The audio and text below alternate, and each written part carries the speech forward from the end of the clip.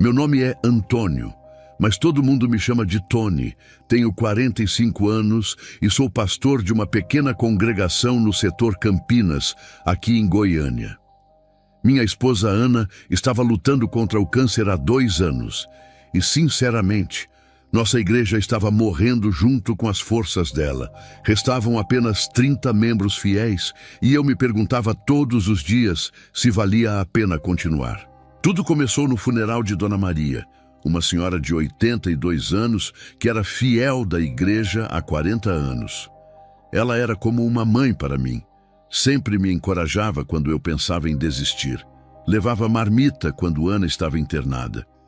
Enquanto eu pregava no funeral, olhei para os bancos vazios da igreja e senti um aperto no peito. Apenas 12 pessoas tinham vindo se despedir dela, sendo que Dona Maria conhecia centenas de irmãos. Naquele momento, uma pergunta me consumiu por dentro. Deus, o que estou fazendo errado? Por que as igrejas dos pastores famosos lotam e a minha está morrendo? Aquela pergunta não me deixava dormir, não me deixava comer direito. Decidi começar um jejum de 40 dias, pedindo uma resposta de Deus, qualquer sinal de que eu estava no caminho certo ou se era hora de desistir do ministério de vez. Na madrugada do dia 15 de junho de 2019, eu estava orando no pequeno quarto dos fundos da nossa casa. Eram exatamente 3h33 da madrugada, eu tinha acabado de olhar no relógio do celular. De repente, senti algo pesado me empurrando contra a parede. Não era físico, mas era real, muito real. Meu corpo congelou completamente, como se eu tivesse virado uma estátua de gelo. Tentei gritar por Ana. Minha boca se mexia, mas nenhum som saía. Meu peito travou. Um vento gelado entrou pela janela fechada. Eu vi as cortinas se mexerem, mas a janela estava trancada. Comecei a sentir um cheiro estranho no ar, parecido com enxofre queimado, aquele cheiro de ovo podre que dá ânsia. E então ouvi a voz. Não era trovejante como mostram nos filmes, mas era autoritária, profunda, vinha de dentro do meu peito e de fora ao mesmo tempo. A voz disse clara e diretamente: "Eu vou te mostrar por que muitas igrejas estão vazias e outras cheias de mentiras." Minha visão começou a escurecer, senti minhas pernas falharem e caí no chão sem controle nenhum. O que eu não sabia é que Ana tinha acordado às 4h15 da madrugada para tomar o remédio do câncer. Ela achou estranho eu não estar na cama. Levantou com dificuldade e foi até o quartinho dos fundos. Ana me encontrou caído no chão, olhos abertos, mas sem vida, respiração fraca e irregular. Ela gritou tanto que seu José, nosso vizinho aposentado, acordou assustado pensando que era assalto.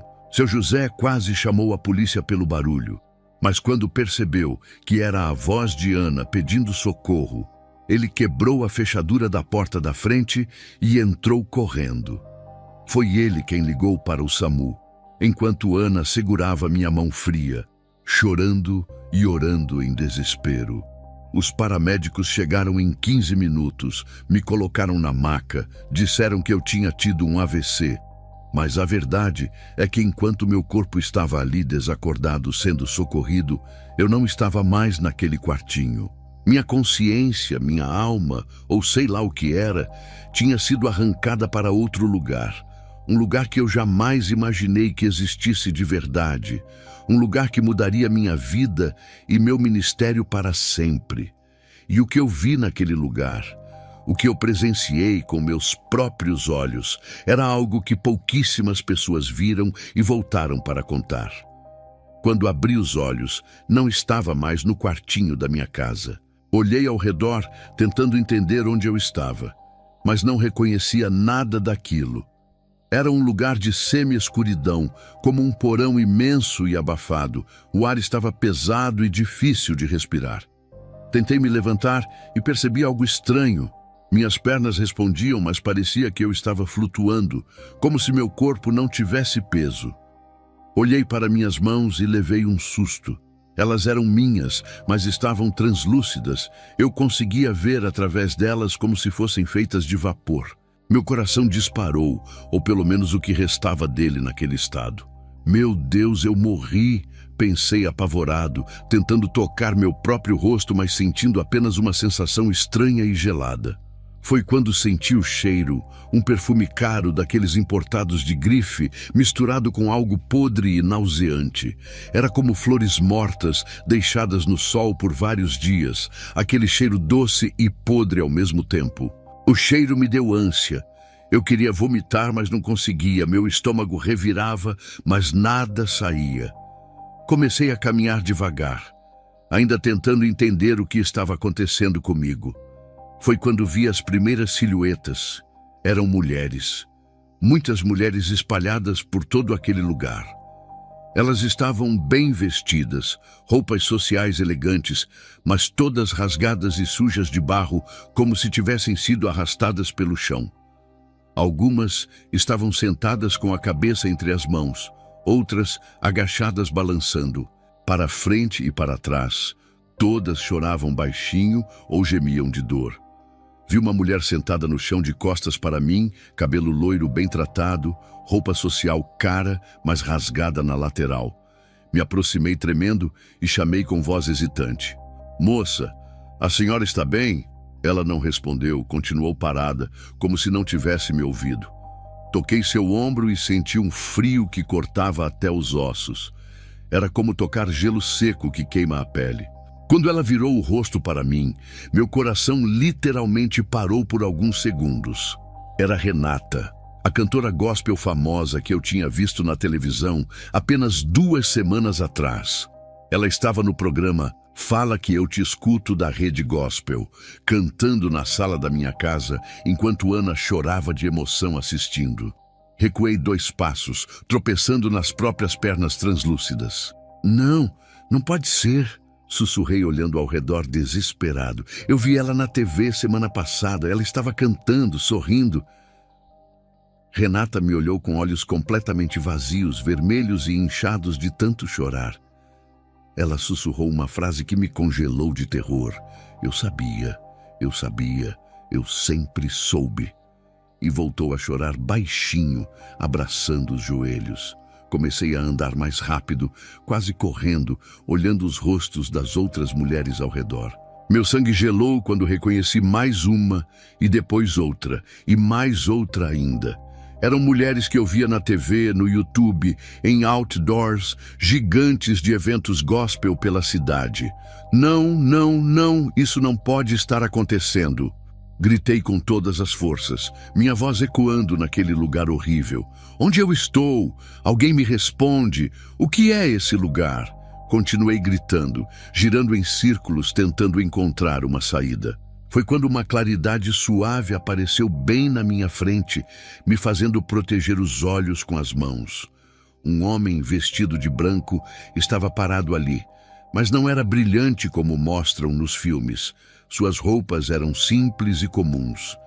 Seu rosto era sereno, mas muito sério, e seus olhos pareciam atravessar minha alma e ver tudo o que eu tinha feito na vida. "Pastor Antônio", ele disse meu nome completo, com uma voz calma, mas que carregava uma autoridade impossível de ignorar. E naquele momento eu soube exatamente com quem eu estava falando. "Quem é você? Onde eu estou?" Gritei apavorado, minha voz saindo trêmula e desesperada. O homem de branco me olhou com aqueles olhos penetrantes e respondeu com calma. "Você não está morto, Tony. Está em visão espiritual." Aquilo não me acalmou nem um pouco. Meu corpo inteiro tremia. "E o que vou ver aqui? Poucos tiveram a chance de presenciar", ele continuou com voz grave. "Prepare-se, porque não será fácil de suportar." Tentei processar aquelas palavras, mas minha mente estava em pânico total. "Visão de quê? Quem são essas mulheres todas chorando?" Perguntei apontando ao redor, sentindo as pernas fraquejarem. Ele olhou lentamente para as dezenas de mulheres espalhadas pelo lugar, depois voltou os olhos para mim. Pastoras, cantoras, bispos, pregadoras, influenciadoras. Fez uma pausa pesada, todas famosas, todas que um dia pregaram a palavra de Deus. Meu estômago revirou quando ele completou a frase. E todas que trocaram a eternidade pela fama terrena. Senti minhas pernas cederem e caí de joelhos no chão, ou no que parecia ser um chão naquele lugar. E isso é o... Não consegui terminar a frase. As palavras morreram na minha garganta. Sim, Tony. Ele confirmou com voz firme. Você está na fronteira entre o céu e o inferno, no vale das que caíram. Cobre o rosto com as mãos tremendo descontroladamente. Por que Deus me trouxe aqui? Eu não quero ver isso. Eu não aguento ver isso. Chorei como uma criança assustada. O homem de branco, que agora eu tinha certeza que era um anjo, se ajoelhou ao meu lado. Deus quer que você veja o motivo pelo qual elas estão aqui, disse tocando meu ombro com uma mão que era ao mesmo tempo quente e fria, para que você avise os que ainda têm tempo de se arrepender. Levantei a cabeça lentamente, lágrimas escorrendo pelo meu rosto translúcido. Mas como vou fazer isso? Quem vai acreditar em mim? Perguntei com a voz quebrada. O anjo não respondeu minha pergunta, apenas ficou me olhando com aqueles olhos que pareciam enxergar minha alma inteira. Venha, ele disse, me ajudando a levantar. Preciso te mostrar a história da primeira delas. Ele me levou até onde Renata estava sentada, ainda chorando e repetindo aquela frase. Eu sabia, eu sabia. O anjo estendeu a mão e tocou minha testa com o dedo indicador. De repente, comecei a ver imagens passando na minha mente como se fosse um filme em alta velocidade. Não eram só imagens, eu sentia as emoções, ouvia os pensamentos, sentia até os cheiros e sabores daqueles momentos. Vi Renata chorando sozinha em casa em abril de 2016. Era o aniversário de casamento dela com Júnior, 10 anos juntos, mas ele tinha esquecido pela terceira vez seguida. Ela estava sentada na cama, olhando para um buquê de flores, que ela mesma tinha comprado, e fingido no Instagram que eram presentes dele. Feliz aniversário para nós. Ela postou com um emoji de coração, mas por dentro estava completamente destroçada e se sentindo invisível. Um mês depois, em maio de 2016, ela conheceu Daniel no ensaio da banda da igreja. Ele era o novo tecladista, tinha 28 anos, era solteiro e recém-convertido há apenas 2 anos depois de sair das drogas. Daniel era tudo que Júnior não era mais. Ele era atencioso, carinhoso, ouvia Renata falar por horas sobre seus problemas e sonhos. Renata começou a se convencer de que estava apenas ajudando ele a crescer espiritualmente, mas no fundo sabia que estava mentindo para si mesma. As mensagens começaram inocentes, coisas simples como "Que música vamos cantar domingo?" ou "Você chegou bem em casa?" Logo as mensagens mudaram de tom. "Você está bem? Percebi que você estava triste hoje no ensaio." Depois vieram mensagens ainda mais pessoais. "Você é especial demais. Seu marido não enxerga o tesouro que tem em casa." Renata deveria ter bloqueado ele naquele momento, mas ao invés disso, ela respondia cada vez mais rápido e com mais intimidade. E então, chegou aquele dia de dezembro de 2017, a quinta-feira que mudou tudo para sempre. Eles tinham marcado um ensaio extra na igreja, quinta-feira à tarde, só os dois. A igreja estava completamente vazia. O silêncio era quebrado apenas pelo som do teclado que Daniel tocava suavemente. Estavam ensaiando a música Eu Te Busco quando aconteceu. Daniel parou de tocar no meio da música e segurou a mão de Renata. Ela deveria ter soltado imediatamente, deveria ter saído correndo dali, mas ficou paralisada olhando nos olhos dele. Os dois se beijaram ali mesmo, em frente ao púlpito, dentro da igreja vazia, que deveria ser um lugar sagrado. Senti a culpa esmagadora que Renata sentiu logo depois. Vi ela caindo de joelhos no altar, chorando desesperadamente. "Deus, me perdoa. Eu não vou fazer mais. Eu juro que não vou fazer mais." Ela orou com o rosto molhado de lágrimas, batendo no peito com força. Mas uma semana depois, Daniel mandou uma mensagem simples: "Sinto sua falta." E Renata respondeu: "Eu também." Ali foi a escolha real dela. Não foi o beijo, mas a decisão consciente de continuar depois de ter pedido perdão. Durante 1 ano e meio, eles se encontraram em motéis na BR-153, sempre às terças-feiras entre 14 e 17 horas, quando Júnior estava no estúdio trabalhando e a igreja vazia. Renata criava desculpas elaboradas. "Vou visitar irmãs doentes", ou "tenho consulta médica", ou "preciso fazer compras para a casa." Vi a cena mais terrível de todas. Março de 2019. Renata estava no banheiro de casa fazendo o 3º teste de gravidez e todos davam positivo. Ela entrou em pânico total, fazendo contas na cabeça e percebendo que o bebê só podia ser de Daniel. Se contasse para Júnior, ele faria as contas dos meses e descobriria tudo. O casamento acabaria e o escândalo destruiria sua carreira. Se contasse para Daniel, ele era jovem e imaturo. Poderia contar para alguém ou exigir que ela assumisse o relacionamento publicamente. Numa manhã fria de abril de 2019, Renata entrou numa clínica clandestina no setor marista.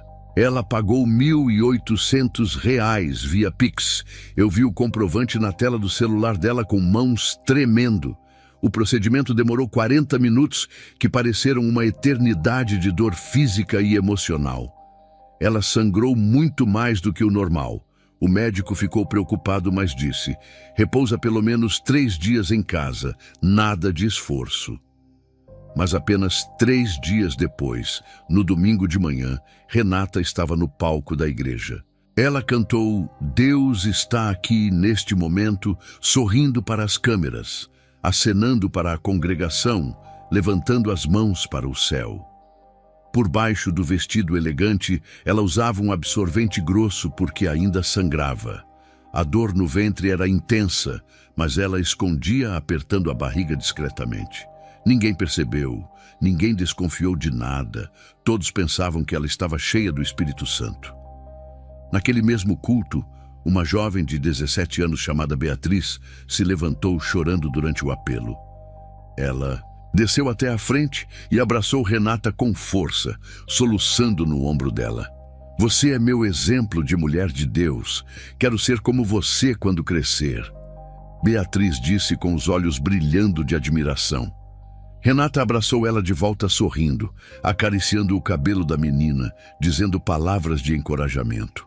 Mas por dentro, a mente de Renata gritava em desespero: "Eu matei meu filho há 3 dias. 3 dias. E estou aqui abraçando essa menina como se fosse santa." Vi o anjo que tinha sussurrado no ouvido de Renata durante aquele abraço. Uma sombra escura grudada nas costas dela. A sombra sussurrava: "Está tudo bem. Você está evangelizando. Deus entende. Você é especial. Isso é só um deslize pequeno." O anjo ao meu lado pausou a visão e olhou para Renata ali no vale, chorando sem parar. Ela levantou os olhos vazios para mim e sussurrou com voz rouca: "Pastor Tony, eu matei meu filho, meu próprio filho." Suas mãos tremiam violentamente. "E cantei louvores com o sangue dele ainda escorrendo dentro de mim. Você consegue entender a monstruosidade disso?" Ela abraçou os joelhos mais forte, balançando para frente e para trás. E o pior mesmo, é que naquele culto, Beatriz se converteu de verdade. Ela me abraçou dizendo que eu era exemplo, e eu tinha acabado de matar uma vida 3 dias antes. As lágrimas de Renata não paravam de cair, formando uma pequena poça no chão daquele lugar horrível. O anjo me mostrou mais uma coisa que me deixou completamente chocado. Júnior, o marido de Renata, também estava traindo ela com a secretária da igreja há mais de 1 ano.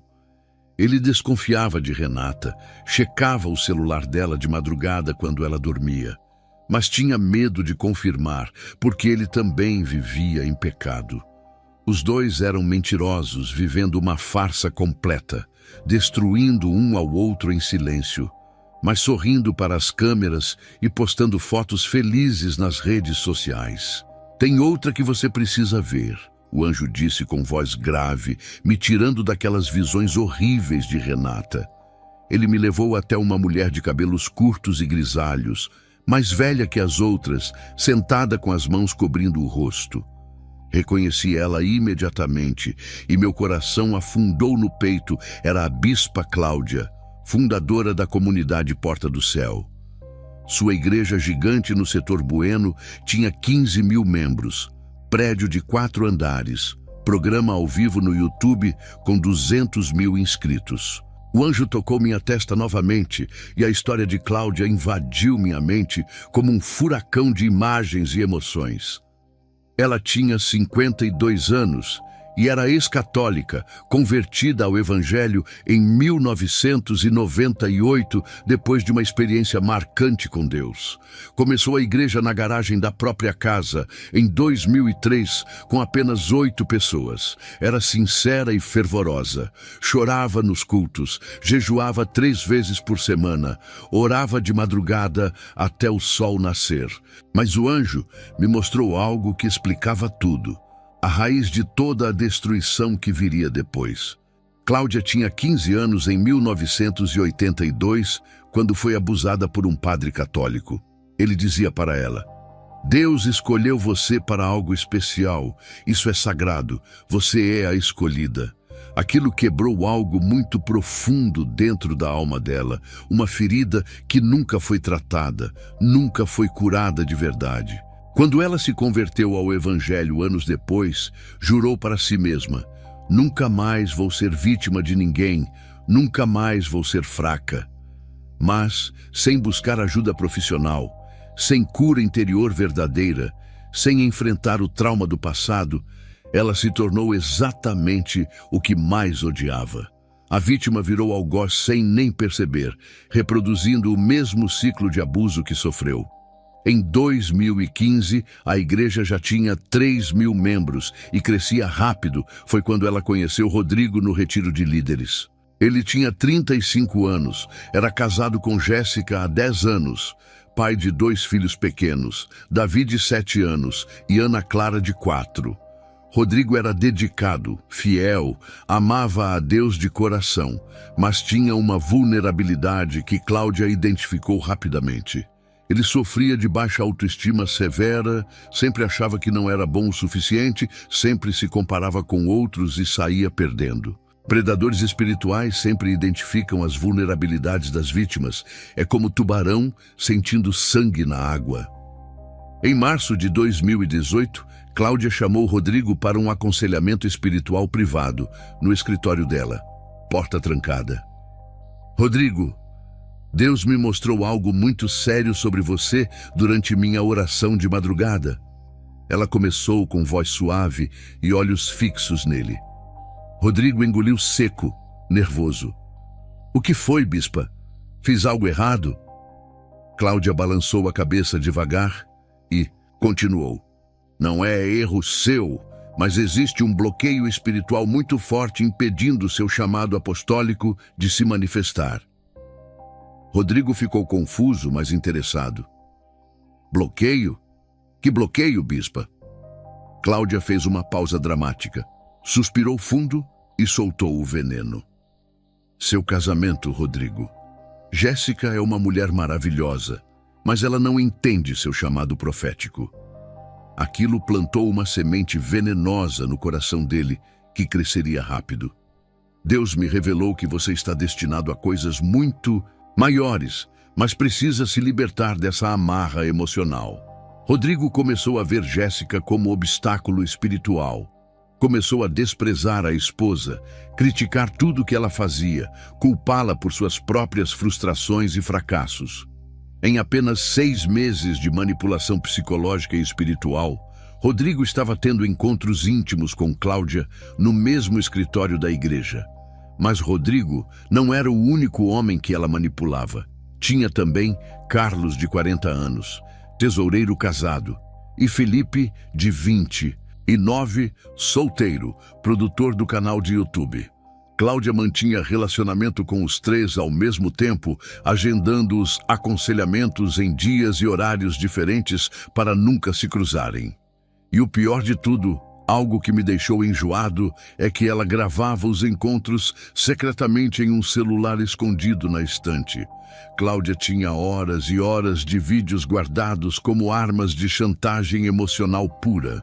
Quando Rodrigo tentou terminar tudo em 2019, com a consciência pesada e querendo voltar para a família, ela mostrou apenas 10 segundos de um vídeo. Quer mesmo que eu mande isso para Jéssica? Para a igreja inteira? Para seus filhos quando crescerem? A voz dela era calma, mas as palavras eram punhais afiados. Rodrigo entrou num desespero tão profundo que perdeu completamente o chão. Vi a cena mais devastadora da vida dele. Agosto de 2019, viaduto da Marginal Botafogo, em Goiânia, 11 horas da noite. Rodrigo parou o carro na ponte, desceu tremendo, subiu na grade de proteção, olhando para o vazio lá embaixo. Deus, me perdoa por tudo. Cuida da Jéssica e dos meus filhos, ele sussurrou com lágrimas escorrendo. E pulou no vazio, achando que ia morrer e acabar com aquele sofrimento insuportável. Mas Rodrigo sobreviveu à queda. Fraturou a coluna em 3 lugares, ficou 4 meses em cadeira de rodas, 2 anos inteiros em recuperação dolorosa. Cláudia foi visitá-lo no hospital 3 dias depois, com um buquê de flores caras e sorriso falso. Ela cumprimentou Jéssica com abraço, orou em voz alta ao lado da cama, até postou foto nas redes sociais pedindo oração pelo amado líder Rodrigo. Mas quando Jéssica saiu por 30 segundos para buscar café, Cláudia se inclinou e sussurrou veneno no ouvido dele. Se você abrir a boca e contar qualquer coisa para alguém, eu mostro os vídeos para sua esposa e para a igreja inteira. Rodrigo estava imobilizado na cama, com dores terríveis, dependente de remédios e ajuda para tudo. Ele apenas chorou ali, lágrimas silenciosas de um homem completamente quebrado e aprisionado. Até hoje, em 2024, 5 anos depois, Rodrigo continua frequentando a igreja de Cláudia, sempre em silêncio, sempre com vergonha no rosto, escravo emocional e espiritual dela. Olhei para Cláudia ali no vale, tremendo e abraçada aos próprios joelhos. Por que você fez tudo isso? Perguntei com a voz embargada de tristeza e raiva misturadas. Ela levantou os olhos vazios, sem vida, sem esperança nenhuma. Eu achei que estava fazendo a obra de Deus, Tony. Sua voz saía rouca e quebrada. A igreja crescia cada vez mais, tinha cura, libertação, milagres acontecendo toda semana. Deus não ia abençoar, se fosse errado, ia. Ela começou a chorar copiosamente, o corpo sacudindo todo. Mas agora eu vejo cada homem que destruí, cada esposa que fiz chorar, cada criança que ficou sem pai, presente de verdade. Cláudia gritou, apertando a cabeça com as 2 mãos. Rodrigo pulando do viaduto, Davi e Ana Clara perguntando para a mãe, por que papai não mora mais aqui? Carlos na cadeira de rodas, e eu não consigo esquecer, nem por um segundo consigo esquecer. As imagens passam na minha cabeça sem parar nunca. Mas tem algo mais sobre Cláudia que você precisa saber. O anjo disse, me tirando daquela conversa horrível. Ele tocou minha testa de novo e vi outra camada ainda mais sombria da história. Junho de 2014, a igreja estava falindo completamente. 3 meses de aluguel do templo atrasados. Luz prestes a ser cortada. Cláudia estava desesperada, chorando sozinha no templo vazio depois do culto de quarta-feira que teve apenas 15 pessoas. Deus, eu não aguento mais isso. Onde o Senhor está?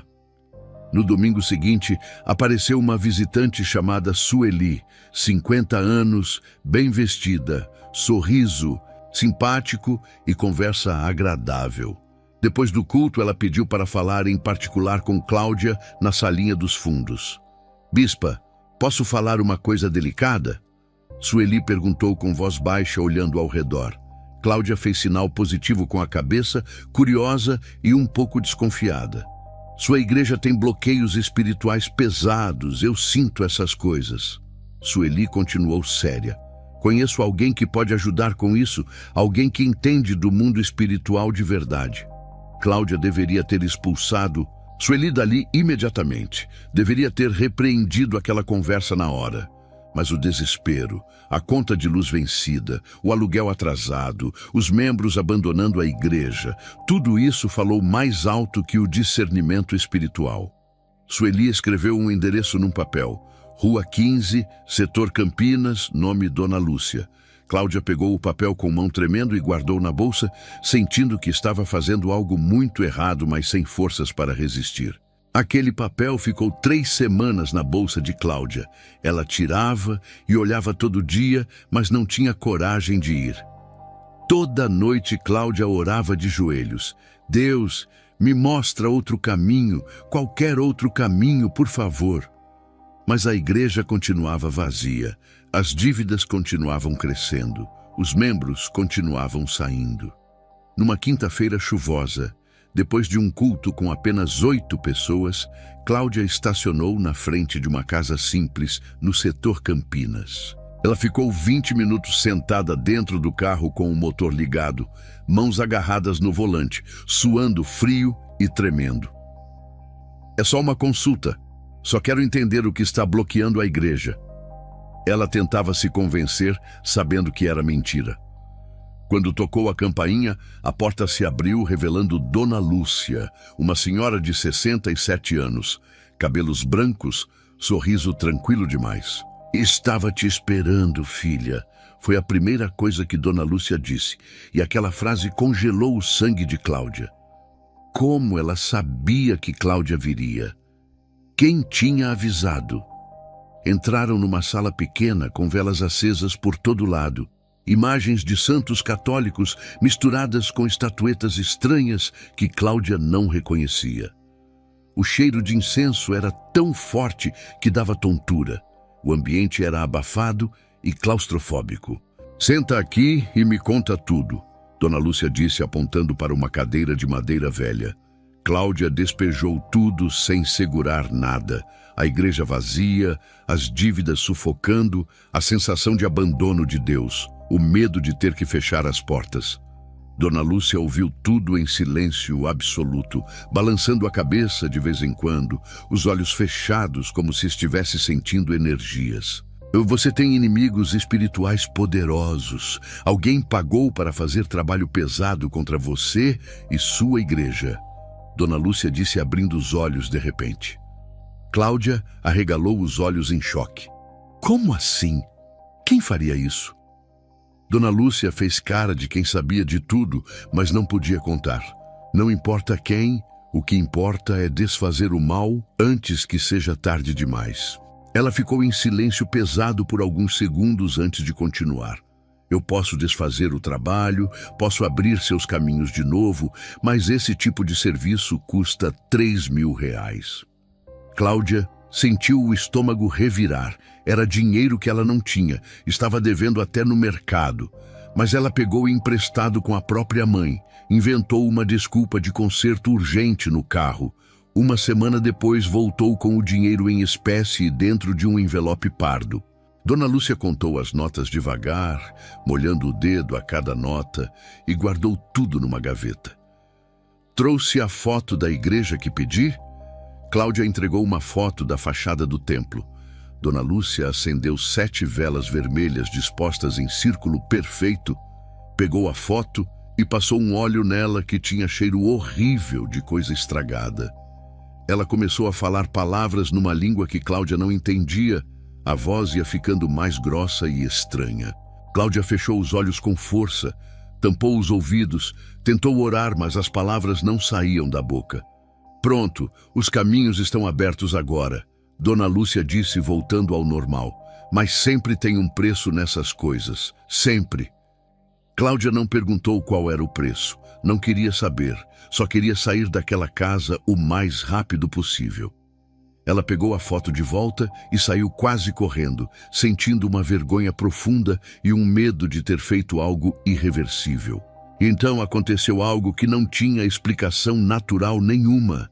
Em apenas 6 meses, a igreja explodiu de 200 pessoas para 3.000 membros. Pessoas chegavam todo domingo sem saber explicar direito o motivo. Diziam coisas estranhas. Tive um sonho que me mandava vir para essa igreja, dizia um. Senti uma força invisível me empurrando para cá, contava outro.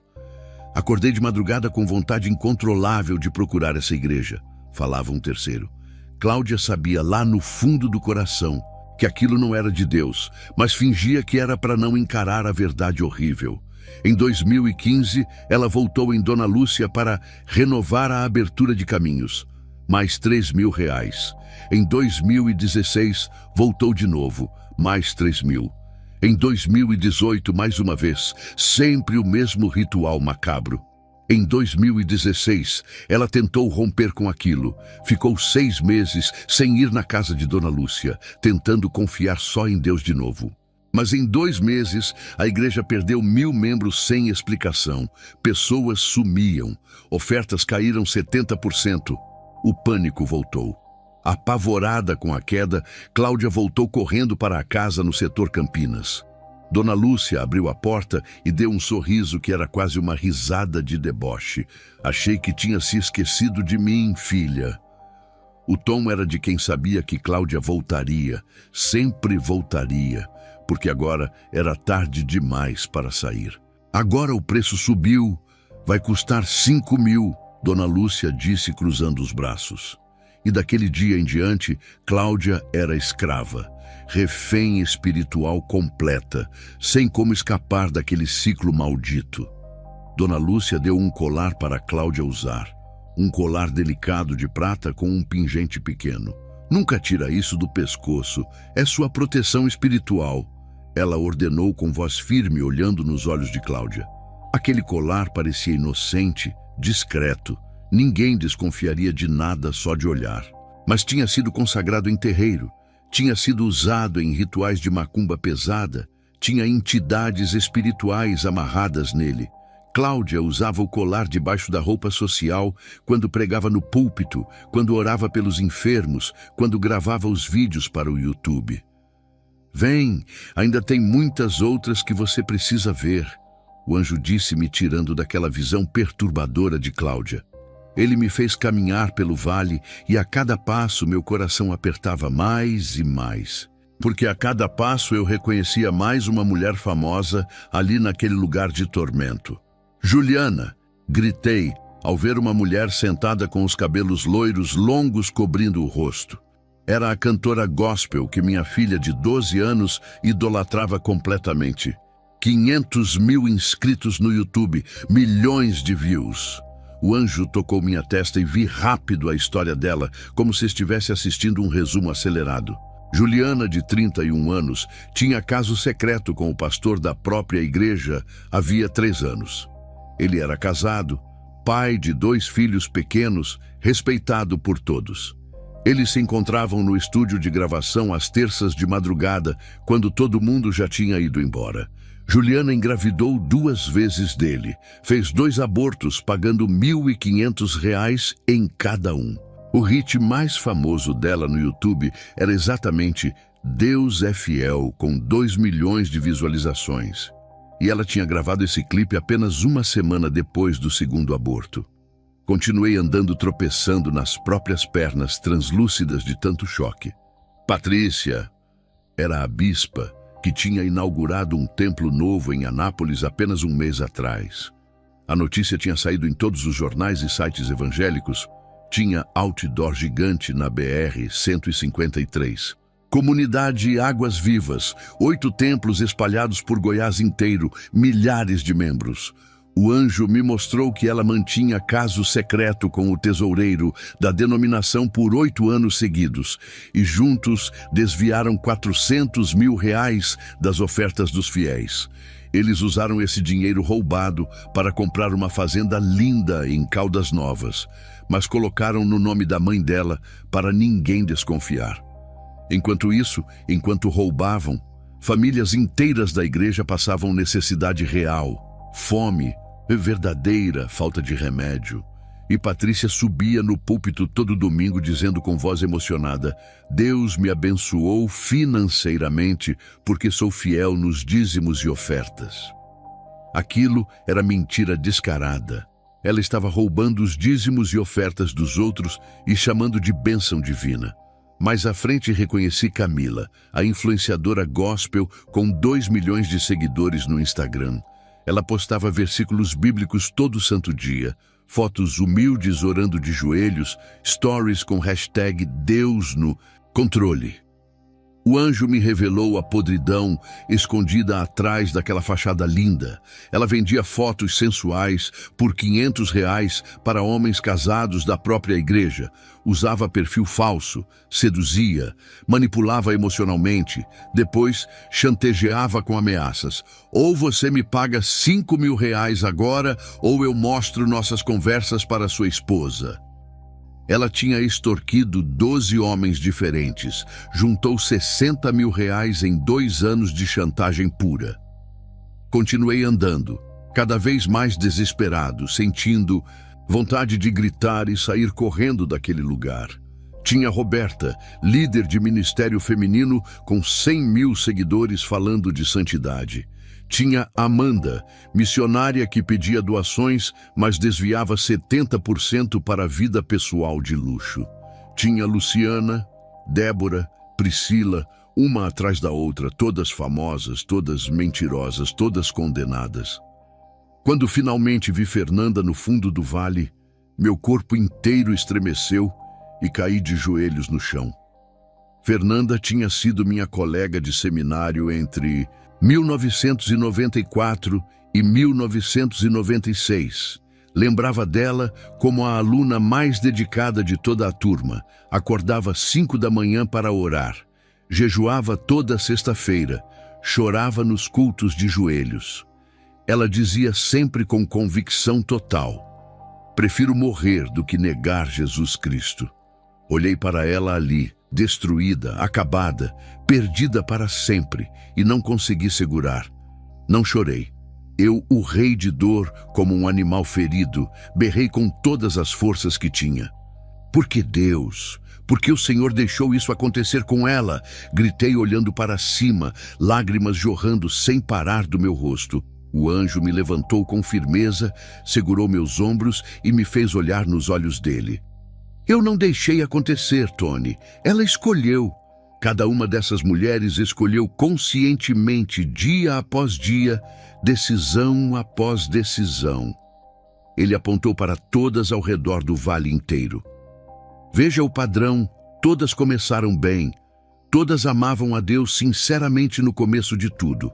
O anjo continuou com voz firme que ecoava. Mas todas fizeram a primeira escolha errada e não voltaram atrás quando podiam. O pecado é progressivo. Ninguém acorda um dia e decide ir para o inferno de uma vez. É um passo errado de cada vez. E cada passo seguinte fica mais fácil que o anterior. Até que...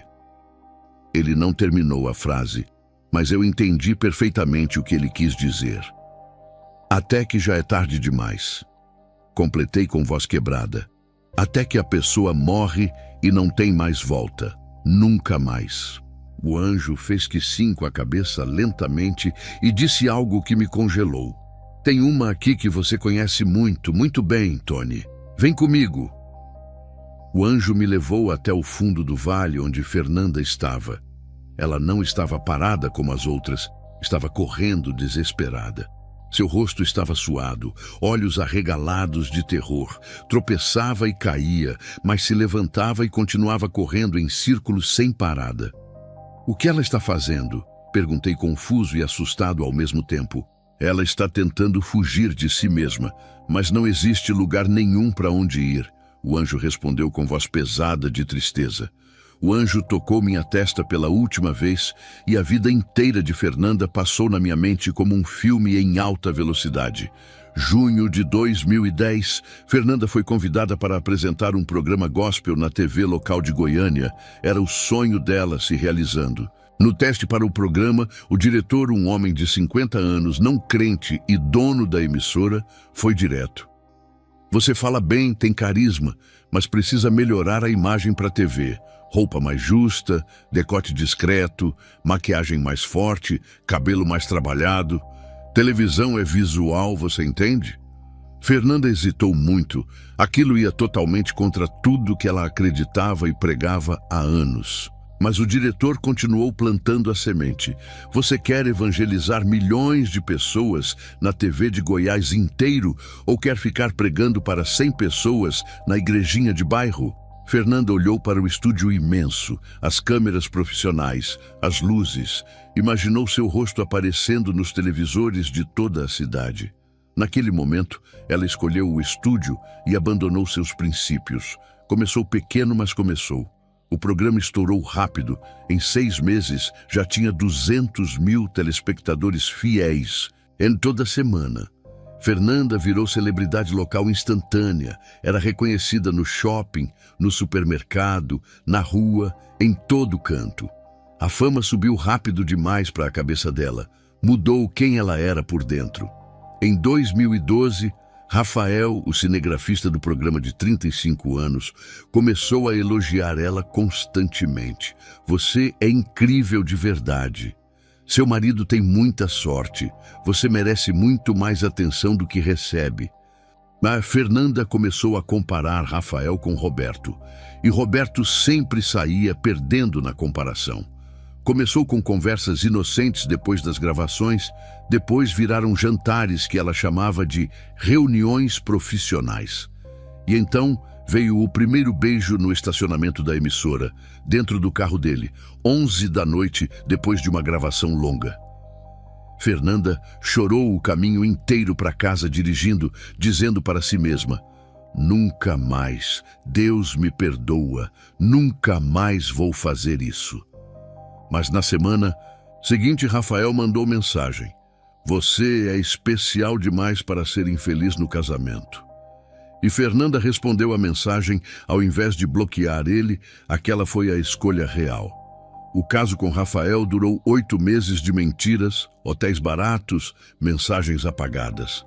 Em 2015, ela entrevistou um cantor gospel nacionalmente famoso e depois da gravação, ele a convidou para tomar um café e conversar. O café virou jantar romântico, o jantar virou motel naquela mesma noite. Fernanda terminou com Rafael sem dó e começou o relacionamento com o cantor famoso, que durou 1 ano inteiro de viagens escondidas. Mas o pior relacionamento de todos começou entre 2017 e 2019. Era um empresário rico, dono de rede de lojas evangélicas, 55 anos, casado, 3 filhos adultos. Ele patrocinava o programa dela com R$30 mil mensais. Praticamente bancava tudo sozinho. Começaram a se encontrar em eventos gospel, depois em motéis caros. Depois ele alugou uma cobertura só para os encontros secretos. Cobertura no setor marista, R$4 mil por mês que ele pagava em dinheiro vivo para não deixar rastro. Fernanda engravidou dele em março de 2018 e entrou em pânico total. Ela ligou para ele chorando desesperada, mas ele foi frio como gelo. Resolve isso rápido, eu te pago o que precisar. Ele transferiu R$15 mil, mas esse dinheiro não era dele, era da conta do ministério de Fernanda.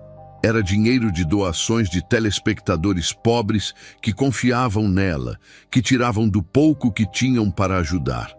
Fernanda usou esse dinheiro roubado para pagar o aborto numa clínica clandestina no setor Bueno.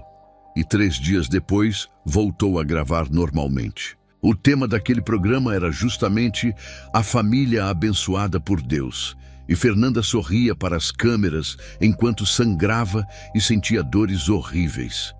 Mas o anjo me mostrou algo ainda pior. Algo que me fez vomitar ali mesmo naquele lugar. Uma jovem de 19 anos, chamada Larissa, membro da igreja de Fernanda, engravidou do namorado em 2018. Apavorada e sem saber o que fazer, ela procurou Fernanda depois de um culto, pedindo conselho de alguém em quem confiava. Fernanda viu a própria história se repetindo. E ao invés de aconselhar com sabedoria e amor, ela deu R$ 2.000 em dinheiro vivo para Larissa. Vai numa clínica e resolve. Deus entende seu desespero. Depois você se arrepende e ele perdoa tudo. Larissa obedeceu à orientação da líder que ela admirava, mas teve hemorragia gravíssima durante o procedimento. Ela morreu sozinha na mesa daquela clínica, sangrando, com medo, com apenas 19 anos de idade, achando que estava fazendo o certo. Fernanda soube da morte 2 dias depois e entrou em crise terrível, trancou-se no quarto por 3 dias inteiros sem comer. Mas não confessou para ninguém. Guardou aquele segredo mortal. Foi no enterro de Larissa e pregou sobre como Deus recebe os inocentes no céu com braços abertos. A mãe de Larissa abraçou Fernanda no cemitério, chorando muito, e agradeceu. Obrigada, bispa, por cuidar da minha filha. Fernanda abraçou de volta sorrindo, mas por dentro estava gritando em desespero. Eu matei sua filha, fui eu que matei ela. O anjo me mostrou uma última cena devastadora de 2017. Fernanda teve um sonho aterrorizante. Ela se viu em chamas gritando, viu Larissa a acusando, viu os 3 bebês abortados chorando, chamando ela de mãe. Ela acordou aos gritos, suando frio, o travesseiro encharcado de suor e lágrimas. Durante uma semana inteira, ela não gravou programa, não atendeu o telefone de ninguém, ficou trancada em casa. Passava horas de joelhos lendo a Bíblia e chorando sem parar. Deus, eu preciso parar com isso, preciso parar agora. No 7º dia, o empresário ligou irritado. Fernanda, você está fora do ar há uma semana inteira. Perdemos 3 patrocinadores grandes. O programa vai ser cancelado. Você vai jogar tudo no lixo por causa de culpa boba? Fernanda olhou ao redor da mansão no Alphaville Flamboyant. O closet cheio de roupas de grife, a cama king size, a vista linda da janela. Ela voltou a gravar no dia seguinte como se nada tivesse acontecido.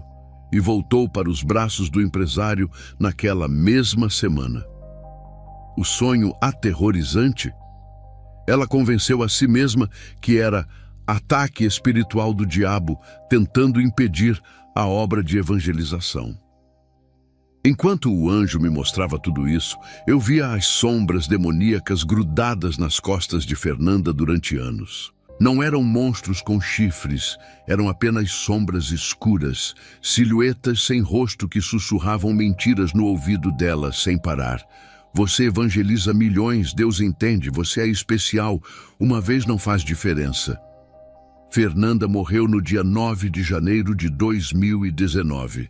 Acidente violento na BR-060, voltando de gravação em Brasília. O carro bateu de frente com um caminhão às 10h30 da noite. Ela morreu na hora. Nem deu tempo de sentir dor. Tinha 47 anos de idade. Estava no auge da carreira, no auge da fama. O funeral foi gigantesco. Milhares e milhares de pessoas. Culto memorial de 3 horas que foi transmitido ao vivo pela internet. Santa Fernanda, as pessoas diziam chorando, ela está com Jesus agora pregando no céu. Outros falavam emocionados. Tinha até outdoor gigante na entrada do cemitério com foto dela sorrindo. Fernanda, você marcou nossas vidas para sempre. Mas só eu sabia a verdade horrível de onde ela realmente estava naquele momento. Fernanda parou de correr quando me viu ali parado, olhando para ela. Ela começou a andar devagar na minha direção, cambaleando, e eu recuei com medo. Não, não chega perto de mim. Ela parou na hora, estendeu as mãos tremendo. Tony, sou eu, Fernanda, sua amiga do seminário. A voz dela estava completamente destruída, rouca de tanto gritar. Eu sei muito bem quem você é, respondi com raiva misturada com uma dor profunda no peito. Eu vi tudo que você fez, cada mentira, cada traição, cada vida que você destruiu. Fernanda baixou as mãos e a cabeça, lágrimas caindo direto no chão daquele lugar. Eu sei o que você viu, Tony, por isso preciso te pedir uma única coisa. Ela disse com voz desesperada. pelo amor que você teve por mim um dia como amiga de seminário. Meu coração estava partido em 1000 pedaços vendo aquilo. Ela se aproximou mais e começou a falar rápido, atropelando as palavras. Você viu os 3 abortos, viu os homens, viu o dinheiro roubado, mas tem uma coisa que o anjo não te mostrou ainda. E meu estômago revirou de nervoso. O que mais pode ter pior que isso? Fernanda tremeu inteira antes de responder. Larissa, a menina de 19 anos, eu dei dinheiro para ela abortar. Eu disse que Deus ia entender e perdoar. E ela morreu sangrando, sozinha, achando que estava fazendo certo porque eu, a líder dela, mandei fazer. Fernanda caiu de joelhos na minha frente soluçando. Eu matei ela, Tony.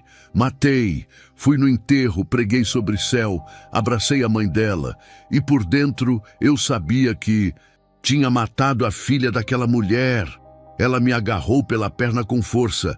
E não foi só Larissa. Eu destruí 5 casamentos propositalmente. Espalhei mentiras, inventei profecias falsas, tudo por inveja. Inveja de quem era feliz de verdade, enquanto meu casamento era mentira completa. Aquilo era demais para suportar. Cobri o rosto com as mãos. Fernanda continuou desesperada. Tony, você quer saber se eu lia a Bíblia? Se eu orava? Eu pregava todo dia. Sabia a Bíblia inteira de cor. Citava Romanos 6:23 no programa sobre o salário do pecado e 1 hora depois estava na cama com o empresário. Ela gritou com voz rasgada. Eu sabia que estava errada, sempre soube, mas achava que tinha tempo de parar depois, sempre depois, mas o depois nunca chegou. De repente, ela olhou para cima e começou a gritar alto. Deus, eu sei que o Senhor está ouvindo. Por favor, me dá mais uma chance, só mais uma, eu vou consertar tudo, vou confessar tudo. Silêncio pesado e absoluto, nenhuma resposta veio. Fernanda gritou mais alto ainda, a voz ecoando. Pai, eu sou sua filha, o Senhor não vai me perdoar. Nada, apenas silêncio que pesava como chumbo. Ela caiu no chão se contorcendo, soluçando sem controle. Não pode ser, tem que ter um jeito. Deus é amor, misericórdia. O anjo disse com voz suave, mas firme como rocha. Fernanda, você teve 9 anos de chances, de 2010 a 2019. Foram 3.285 dias seguidos. Cada dia, o Espírito Santo te chamou ao arrependimento. Cada dia você escolheu o pecado conscientemente. A porta da graça se fechou quando você morreu. Fernanda me agarrou pelos ombros com força de desespero. O toque estava gelado como morte. Tony, você não entende. Ela estava rindo e chorando ao mesmo tempo, perdendo completamente a sanidade mental. Eu vou ficar aqui para sempre. Para sempre, Tony. Você vai voltar para a Terra, vai viver sua vida, vai morrer daqui a 30 ou 40 anos e eu ainda vou estar aqui. Seus filhos vão crescer, casar, ter filhos, morrer de velhos, e eu ainda vou estar aqui. O mundo inteiro vai acabar um dia e eu ainda vou estar aqui sofrendo. Ela balançou minha cabeça com as 2 mãos. Não tem fim. Nunca, nunca, nunca tem fim. É para sempre. Você entende o que significa para sempre? Fernanda começou a rir histericamente. Depois chorou. Depois gritou completamente enlouquecida. O anjo tocou meu ombro. Está na hora de você voltar, Tony. Comecei a ficar translúcido, desaparecendo devagar daquele lugar. Fernanda me agarrou mais forte ainda, com desespero de quem está se afogando. Não, espera, por favor. Fernanda, eu preciso ir. Tony, escuta! Minha filha Marina tem 19 anos. Ela quer ser cantora gospel. Tem um empresário oferecendo contrato para ela agora. Por favor, avisa ela. Salva ela. Não deixa ela seguir meu caminho. Ela gritava enquanto eu sumia. Eu estava desaparecendo completamente, mas gritei de volta. Eu prometo, vou avisar ela. As últimas palavras que ouvi antes de tudo ficar preto foram: pelo amor de Deus, não deixa minha filha acabar aqui comigo. Salva ela, Tony, salva ela. Acordei gritando numa cama de hospital, luzes brancas fortes me cegando, cheiro de remédio e álcool no ar. Ana estava ao meu lado, segurando minha mão e chorando. Tony, graças a Deus você voltou. Você ficou 2 dias em coma. Os médicos disseram que eu tive um AVC isquêmico leve, mas os sintomas eram muito estranhos. Durante o coma, eu repetia nomes sem parar. Renata, Cláudia, Fernanda, Larissa, Marina. Fiquei mais 5 dias internado no Hospital Alberto Rassi, fazendo exames. Todos ficaram intrigados. 2 semanas depois de sair do hospital, procurei Marina no Facebook e encontrei ela.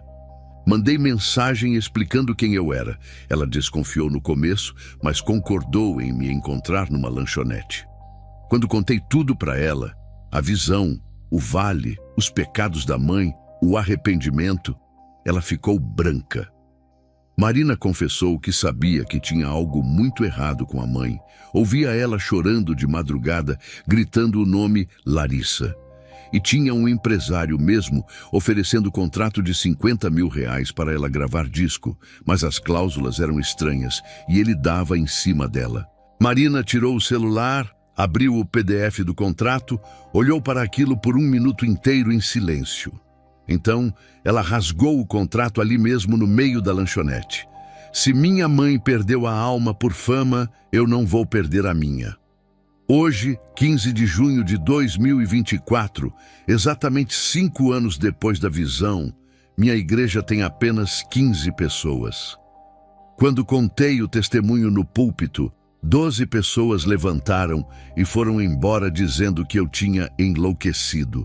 Perdi amigos pastores. Fui chamado de falso profeta na internet. Sites gospel publicaram que eu inventei história para ganhar visualizações. Mas sabe quem são essas 15 pessoas que ficaram? Pessoas quebrantadas, verdadeiras, que não querem holofotes nem fama, só querem Deus. E toda semana alguém aparece de longe porque viu o vídeo do meu testemunho e quer mudar de vida de verdade. Visitei o túmulo de Fernanda hoje. Deixei uma flor branca e uma foto. Marina casada, grávida, professora de escola bíblica. Sussurrei. Cumpri sua última vontade, Fernanda. Sua filha está salva. Ela escolheu diferente de você. O vento soprou suave e juro que ouvi um sussurro. Obrigada. Eu vi o inferno dos pastores famosos. Vi 20 mulheres que admirei e assisti na TV. Não é fogo literal. É tormento eterno de consciência. É reviver seus pecados para sempre, sem parar nunca. Se você é líder e está em pecado secreto, pare agora, não amanhã, agora mesmo. O programa de TV não vale sua alma. Os seguidores não valem a eternidade. O dinheiro não vale o tormento eterno. A porta da graça está aberta hoje enquanto você está vivo. Mas quando morrer, ela fecha para sempre. Escolha hoje, enquanto ainda é chamado de hoje, porque o amanhã pode não chegar. E se não chegar, será tarde demais para sempre.